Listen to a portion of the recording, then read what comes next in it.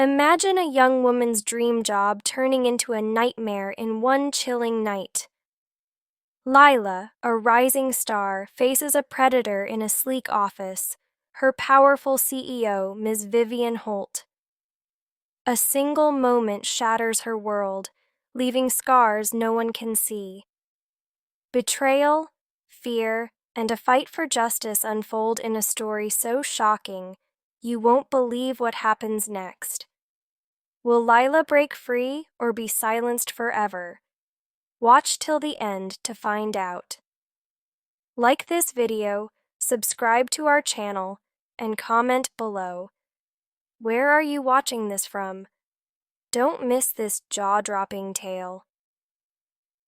I had poured everything into landing this job. My father was gone, and my mother repaired electronics to keep us afloat.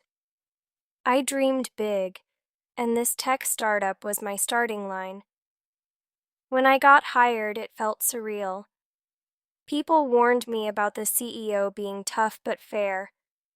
I didn't mind. I was ready to grind day or night to prove my worth. Little did I know one late night would flip my world upside down. For the first month, things went smoothly. I worked in the operations team, staying late to polish dashboards and support other departments. My supervisor started commending my effort, and soon I earned a minor promotion. That's when she noticed me, Ms. Vivian Holt, the CEO. She was striking in her late 30s, always in sharp blazers, with a commanding voice and a gaze that could unsettle you.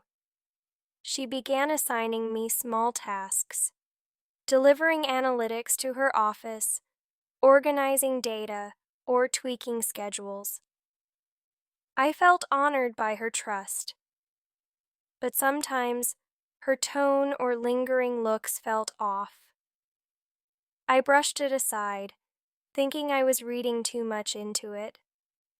I wasn't. One Wednesday, she summoned me to her office at 6:30 p.m. The building was nearly empty. "Lila," she said, glancing up from her tablet, "I need your help. We've got a critical pitch tomorrow. Stay late and wrap it up." I nodded, masking my unease. "Yes, ma'am." She gave a slight grin and said, "That's my girl." The phrase felt wrong, but I forced a faint smile and left. I stayed, piecing together slides, gathering metrics, jotting notes. The office was silent, the city dark outside. The security guard was somewhere on the lower floors. I thought I was alone. At 1 a.m., I was at the conference table, finalizing the deck. A door creaked. I turned. It was Miss Holt, still in her blazer but without her scarf, sleeves rolled up, looking different. Maybe tipsy?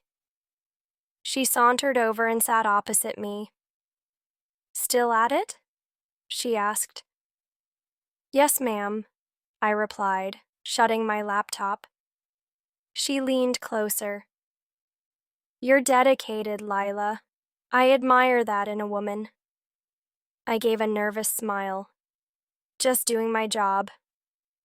Suddenly she stood and moved behind me. I froze. Her hand rested on my shoulder, sending a chill through me. "Relax," she murmured. I shot up, stepping back. "I should finish and head out," I stammered, but she gripped my arm tightly. "Don't play coy," she whispered. "You're here late, looking so sharp, all for me." "No, ma'am," I said, voice trembling. "Please let go." Then it happened. She yanked me, pinning me against the table. I stumbled, collapsing onto a chair. She grabbed my face. "You're mine tonight." She tore at my blouse buttons. I screamed, cried, pleaded, but she didn't stop. She covered my mouth, tugging at my skirt. My hands shook as I shoved her, scratched her wrist, kicked the chair. Please, stop. Please, ma'am. She ignored me. Tears streamed down my face. I prayed for someone to barge in, but no one did. Then her phone blared. She scowled, stepped back, and answered it. I told you not to call now, she snapped. I'm busy. Busy. That's all I was to her. An object. She walked out, still on the call. I lay on the cold floor, blouse torn, hair disheveled, arms clutching my chest, shaking uncontrollably. 5 minutes passed. She didn't return. I staggered up, fastened my remaining buttons, grabbed my bag, and fled to the bathroom. I locked the door and sobbed like never before. I didn't go home that night. I stayed in the bathroom until dawn. At 6:30 a.m., a janitor knocked. I slipped out quietly, went to my desk. Then she walked in.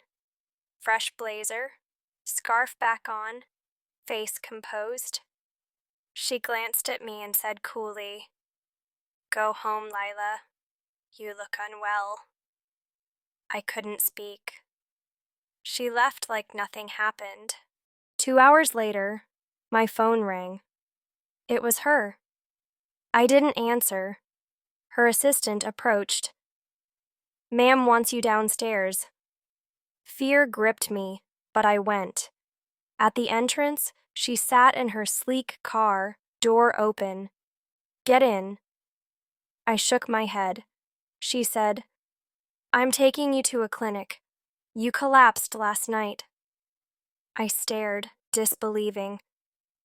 "You did this to me." She looked away. "Just get in." I don't know why I did. Maybe I was too shattered to think straight. Maybe I hoped she felt some remorse. At the clinic, the doctor ran tests, prescribed meds for bruises, and recommended rest. She covered the bill. That night, I told my mom I fell at work. She cupped my face. "Your eyes tell a different story, Lila." I stayed silent. For days, I didn't eat or return to work. She didn't call again. But the scars lingered, on my skin, in my mind. 2 weeks later, I walked into the operations department and submitted my resignation. When asked why, I said one word: safety. But I didn't stop there. I found strength, contacted a support hotline, shared my story anonymously online. I wrote it not with my name, but with my truth. It wasn't my shame. It was her crime. If you're reading this, hear me. I stayed silent because I was scared, ashamed, broken. Now I speak because I'm not alone. If someone violates your boundaries, it's not your fault. If someone abuses their power, it's not your weakness. Speak out, fight back, heal. Don't wait for rescue. You are stronger than you know.